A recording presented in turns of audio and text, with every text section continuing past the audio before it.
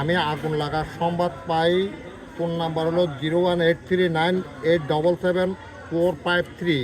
এই নাম্বার থেকে আমার অফিসে কল যায় 8টা 5 মিনিট, অর্থাৎ 20টা 5 মিনিটের সময়। সংবাদ পাওয়ার সাথে সাথে আমি আমার 2টা টার্নআউট নিয়ে অগ্নিকাণ্ডস্থলে গমন করি। 8টা 15 মিনিটের সময় আমি ঘটনাস্থলে এসে পৌঁছাই। 8টা 15 মিনিট থেকে আমার কার্যক্রম শুরু হয়। এইমাত্র আমার কার্যক্রম শেষ করছি।